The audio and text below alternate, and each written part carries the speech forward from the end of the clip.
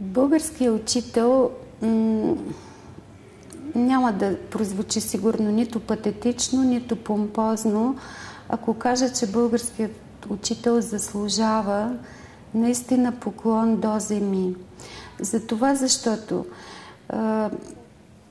във всички години, не само сега от прехода до тук, а и по-преди, във всичките години, десетилетия, столетия, откакто съществува българското училище, учителят е този, който изнася върху раменете си всички конструктивни, по някои пъти не чак толкова конструктивни, някои път са били по-ретроградни решения на администрацията в страната, образователната администрация.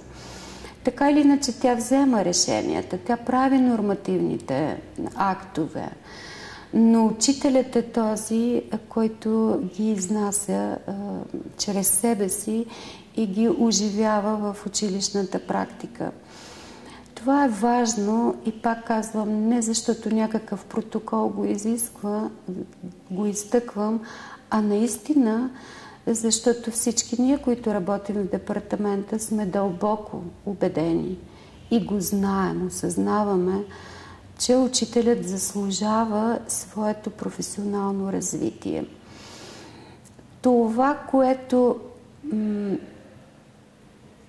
той носи у себе си, още от първия му досег с училището, което той носи, е много типично за българския учител, може би и за Балканите, няма да разширявам повече, е ентусиазмът, страхотно въодушевление, наистина желание да бъде полезен, да даде всичко, на което е способен.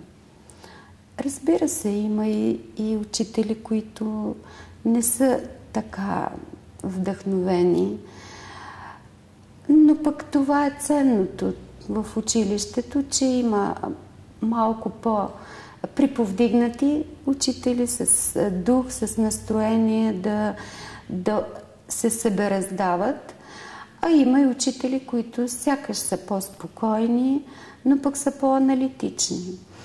Така че едните дават от себе си на първо приближение повече емоция, като вдъхновение и като духовност включително. Има учители в нашите български училища, които са по-уравновесени, не така бравурно навлизат от раз в дадена практика. Това, което го могат, е техният жар и тяхната отдаденост. Това, за което ние работим заедно с тях, е непрекъснато да утоляват жаждата си, стремежа си, да узнават все повече и повече откъм отговори на въпроса: а как да го направя? Струва ми се, че те знаят какво да направят, ако бих могла като формула да се изразя, знаят какво да направят, а по-скоро им идва глада, неутолимия глад да узнават как да го правят.